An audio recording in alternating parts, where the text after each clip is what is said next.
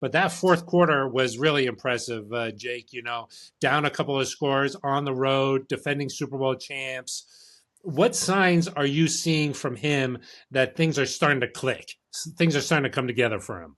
Yeah, there's multiple things that I'm witnessing as I watch. I'm listening to hear the players talk about Bo and the coaches, how they talk about him, and just that organization, how they've brought him in, embodied his spirit and his competitiveness, and how he works really hard and done everything possible to give him the right tools to succeed here while he wears number 10 for the Broncos. And uh, you see it from the play calling. I do.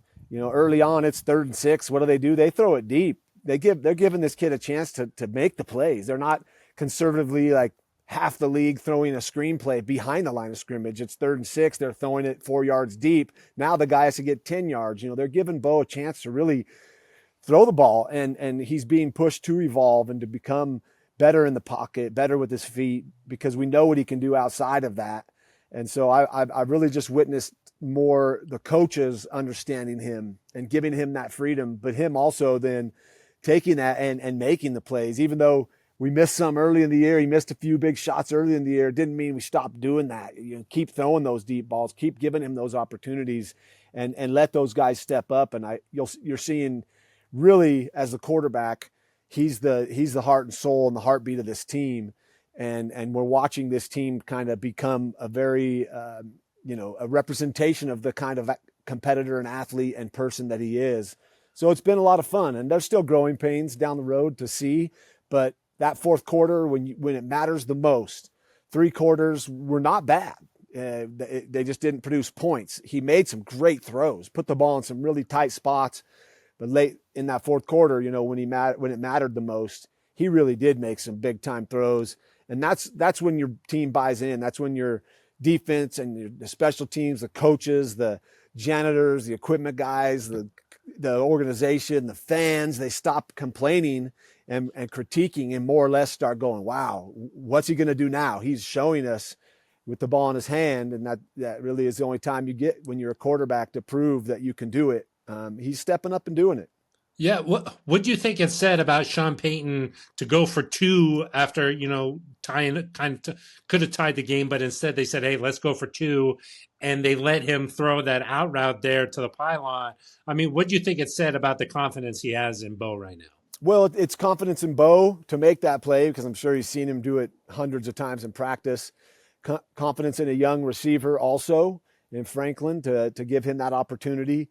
But it's also a testament to the defense, really, and what those guys were doing on Sunday against Philly, one of the toughest teams you could possibly face, with Saquon and Jalen, 2 amazing running backs, and one of them that can throw the ball all over the field. And he did. He put some balls. He made some beautiful throws, but they were very well defended. It says a lot that I think Coach Payton knew that there were 7 minutes plus left in the game. If they don't get it, they're only down by 1. They're probably going to get the ball back the way the defense is playing. They know that's a gamble, but not when you trust your defense, not when Joseph's is calling it right and making things happen. It's really it is a good sign to see him put the ball in Bo's hands, let him get that win, and it put the pressure back on Philly for sure to go down and try to score. Obviously, they didn't, and the Broncos, did the rest of the work to finish that game. But yeah, like I mentioned, there's the coaches' calls can show you the confidence they have in their quarterback also, where you're pushing it down the field on 3rd and 14, big throw to Sutton.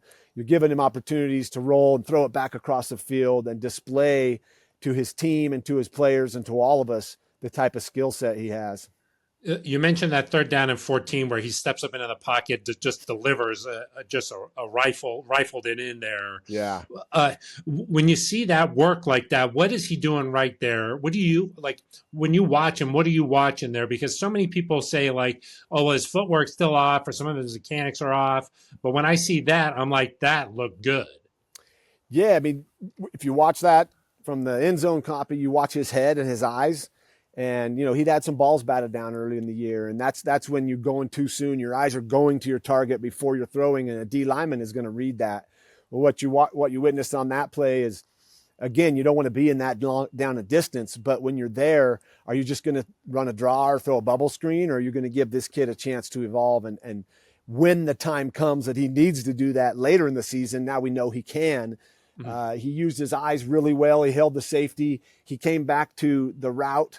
He didn't stare at the route, but he knew where Cortland was going to be. He threw it to the spot even before Cortland made the break. And that's just confidence in not only him, but also in the receivers, in the O-line, in the whole process, the whole offense being really good at what they do and trusting in his abilities. And so huge play, great play there. But even he made some throws early in the game in the first quarter, the end of the first quarter, beginning of the second, dropping a few dimes that were not really wow plays, but they were accurate. They were put in places where guys could catch, get 5 yards instead of catch, maybe get 1. And those are all the little things I look for is like, where's he placing the ball?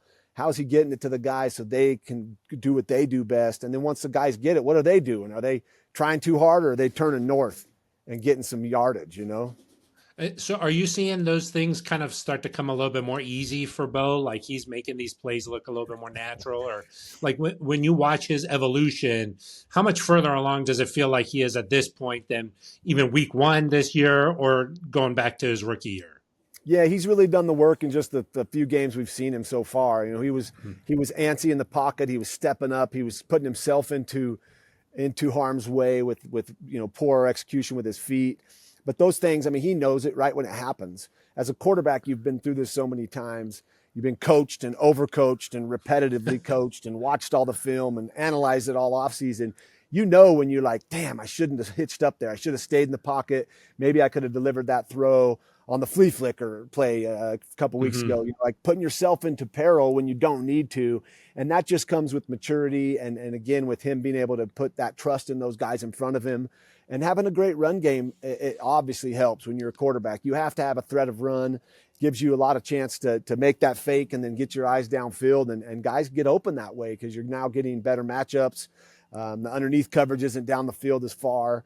But yeah, he's putting in the work, and all the things I hear from what's going on at the facility there is that's what he does. Whether he has a good game, a bad game, the best game of his life, or the worst game, he still is going to come back consistently, work just like he did the week before. And that's a sign of a kid that wants to get better, wants to lead this team, wants to show everybody by example, where the bar is, and let's keep this thing high so we all work hard at the ultimate goal, which is to win 1 week at a time, 1 game at a time. Right now, it's just 1 practice at a time. Break it down, it's 1 period at a time. Break it down even further to 1 single play in practice at a time, because there's nothing else you can do but that. And I think I see that from Bo. He doesn't let the bad plays hang with him. He's over it. He's ready to go. Yeah, he's competitive, Mama. Yeah, man. He knows it's going to be hard. He doesn't. You say make plays look easy, even though they look easy. It's just they're well drawn up, they're practiced, and they're executed well. Everyone's doing their part to make sure that it goes well. As Rod Smith used to say, he'd get on the offense sometimes when I was playing and chew their asses like, yo, come on, we got to pick it up. Making it hard on Snake. If we don't do this, let's go. Let's make it easy on him, because they know it's a hard job playing quarterback. You have so much going on.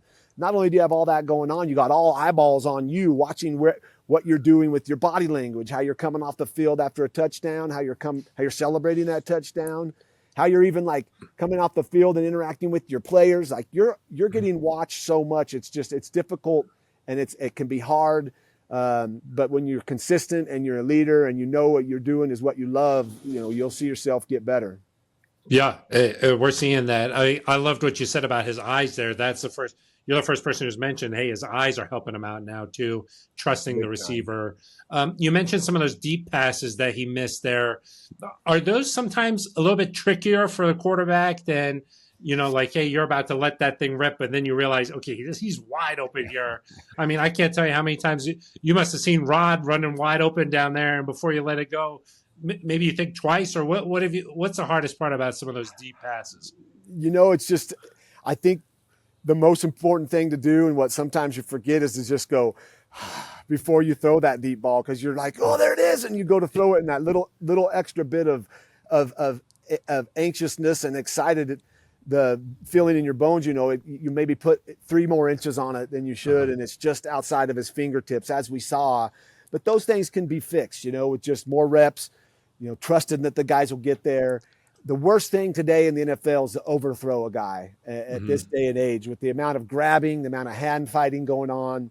You'd love to lead him perfectly, like the NFL films shots that they're going to show where, perfectly thrown and he catches it over his shoulder and keeps going. But best to give him that shot and even maybe underthrow it a little, which is hard. It's not something we do as kids in the backyard. Like, hey man, run a go route and I'm going to underthrow you. No, I'm going to try to throw it perfect so you catch it and look pretty. And so they're just reps. And if you start letting it get in your head when you miss those shots, it can be really tough to get over it. And we see Bo letting it go now. Forget about it. I can't do anything about that throw 3 weeks ago. What I can do now is make this throw. And he's making them. He's giving these guys a shot. And there's still a couple of them dropping them. And, that's okay. Cortland had that drop, but he came back and made some huge catches, huge plays, like we're hoping to see continuing throughout the season for number 14, along with, Mims stepping up and all these young guys stepping up and finding out what their role is. And also the coaches finding out what they can do well and putting them in those positions.